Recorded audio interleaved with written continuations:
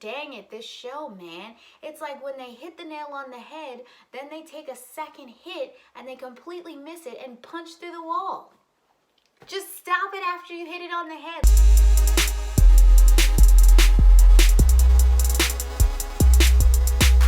Hey YouTube, welcome back to We Sibz, West Coast, East Coast siblings, where we cover your favorite movies and TV. Where we cover your favorite movies and TV shows. And tonight we are talking about Debris episode 11. So if you're new to the channel, don't forget to like this video if you like this video, and subscribe if you love Debris and want constant coverage of it, because that is what I do here. Anyway, so you guys, I just think coming off of the high that was last week's episode, this week was a little disappointing. Let's do a breakdown of what happened, and then we'll get into like some more specific things.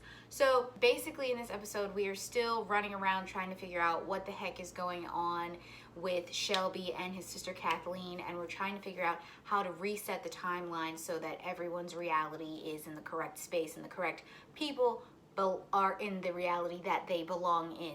Basically, we learn all of this from, well, at the beginning it's Brian's point of view after he has his big love confession towards Finola. Then we see it from Kathleen's point of view. Kathleen is Shelby's sister who he lost in the hubbub of everything. And then we see it again from Finola's point of view, and that's where we finish off. This structure of this episode is exactly the same as last week. They keep doing things over and over and over again to figure out how to get things right.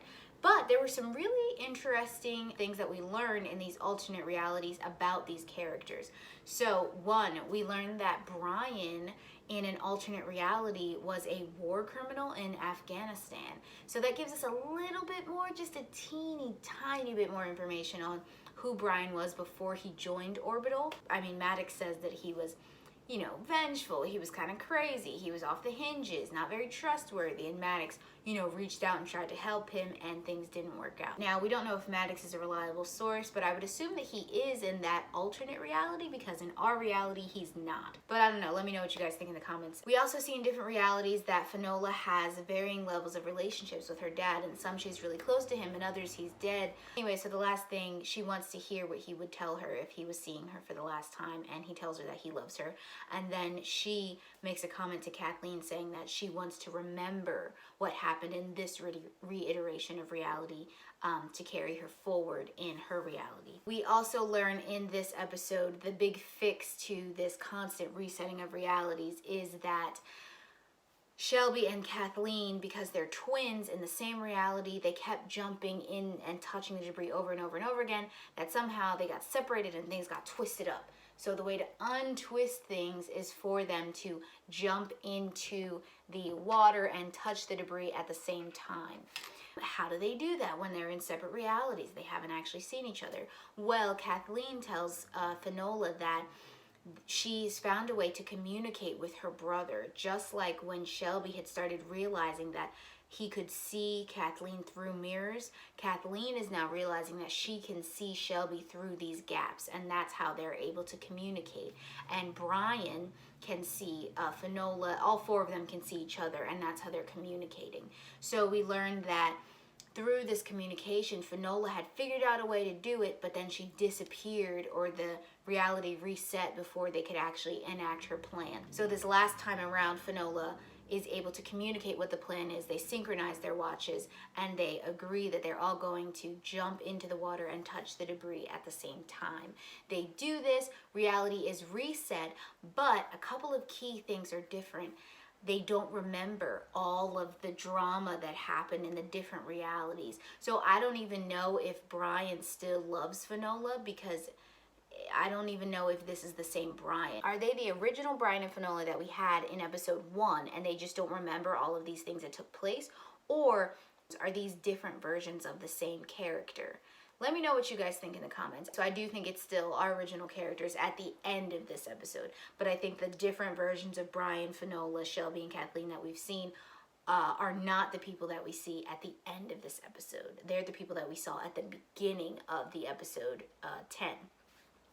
Let me know if I sussed that out right. Let me know what you guys think in the comments. That's what I'm thinking has happened. Also want to point out too that because the timelines have been reset, because reality keeps, you know, getting re-kerfuffled, Julia, Maddox's wife, now straight up gives him the papers and just leaves the house.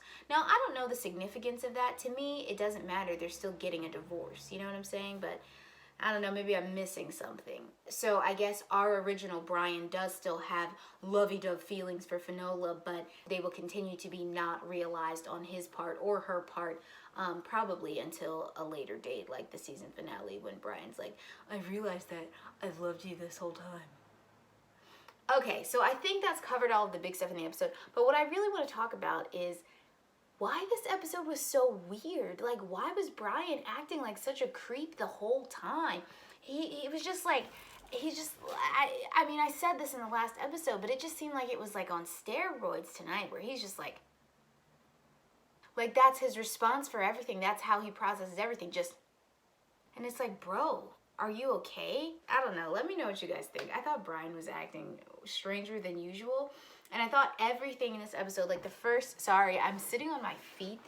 I figured it would be easier for you to see me, like, up here, but, like, my legs hurt. Yeah, I just thought the first, like, 20 minutes of this episode were unnecessarily dramatic. And I'm like, why? Everyone was hyper dramatic, even though they were telling us things that we already knew. I don't know. There was a couple of, like, weird relational holes, like Shelby automatically believes Brian, even though they've been fighting each other this whole time.